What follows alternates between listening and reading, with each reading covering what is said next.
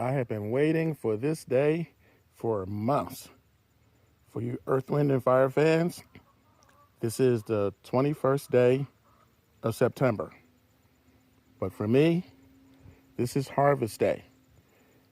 Almost 4 months ago, the frugal son-in-law plowed this for me so that I could plant. This is my 6x8 raised bed garden. It's the largest garden I have. And I planted a bunch of slips in here. And today, we're going to see what we got. Well, I should have started out by saying this has been an interesting summer in the sense that the deer have been in here and I had to cover this up for most of the summer. And a couple of times that I did take the cover off, I found a couple of bunny rabbits. Yeah, little bunnies hiding under this cover here. And I had another cover and they hopped out in this direction. And again, the deer have been eating on these leaves. So we had a decent rain in June, but it only rained like once or twice in July and August. So I'm happy to see something. Let's see how far we can go with this, but at least I have a couple of, I guess you can call them mid-sized sweet potatoes.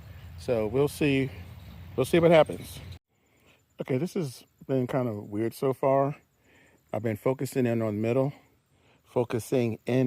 middle because along the perimeter, I planted elephant garlic. And after I dug that up, I put in potatoes, white potatoes, and both of those have been harvested.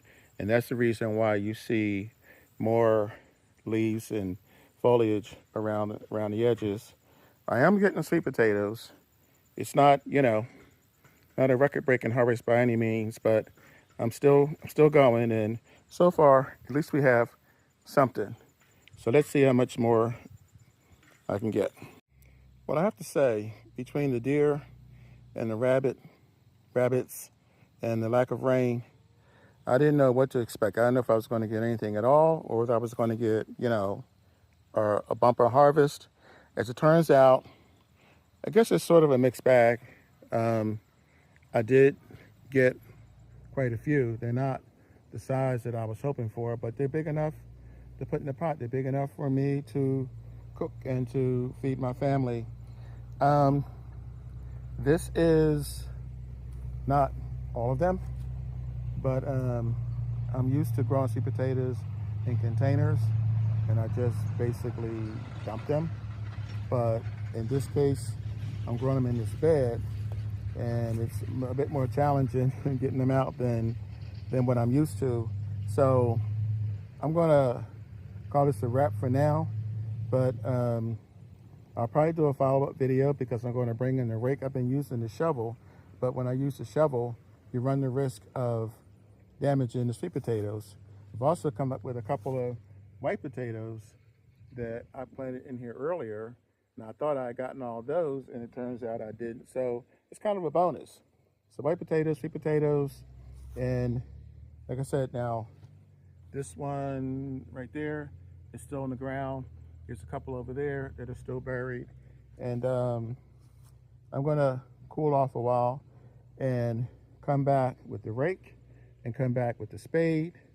And I will go over this area with a fine-tooth comb, and anything that I missed, I'll put together and show you guys a quick follow-up video of my complete harvest. So that's it for now. And again, if you are Earth, Wind, and Fire fan, if you're not, they're a group, a singing group from the 80s and the 90s, and they had quite a few hits, and one of them was the 12th of September. So that's it for now. Well, round two. As the frugal nephew once told me, this ain't my first rodeo. I have grown sweet potatoes for quite a few years now, and I knew there were more sweet potatoes in this bed but I didn't have the right equipment to get them out. So I went and got the rake and about a shovel, and I came back out here after I got my second wind, which was actually the next day. So I wasn't about to just let these go. So this haul is about half the size of the first haul, but as you can see, there are quite a few good sweet potatoes in here, and I'm still digging up a couple of small white potatoes, volunteers to add to my haul, to my harvest. So I'll add these with the ones that I did in the first video, and you guys will see that even though it wasn't great, it wasn't fantastic, it wasn't record-breaking by any means, with the traffic I had coming in and out of here and everything I explained to you guys earlier about the rabbits and the deer, I'm happy to get what I have. This is going to feed me and my family and add to the $700 worth of food that I intend to grow by December 21st, which is the solstice. I will amend this soil and clean it up, take out the roots, and a couple days from now, this is going to be cabbage and collard greens planted in here for the fall. Like I said, this is well, almost late September, so I still have plenty of time before winter, and I still have plenty of time before the first frost. And even if I get these seeds germinate before the frost, they should hold up well if we do. Okay, so after my third and final pass, because this was a little bit more difficult than normal, because I normally just flip over a bin or a bucket. This is my final haul. If I had to give it a grade, I'd give it a C-. So yeah, right on cue. There goes the rooster. But yeah, I actually got white potatoes out of this that I was not expecting to get. So I'll add those to the ones I got earlier. But some of these are pretty decent size.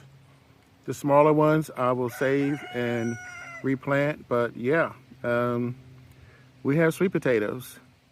And this is the final video for those. I might just attach this video to the earlier ones and just make it into one big video. But that's it. Thank you guys for watching. Catch you on the flip side. This is the Frugal Gardener. When you grow your own food, you'll always know where it comes from. Have a great day.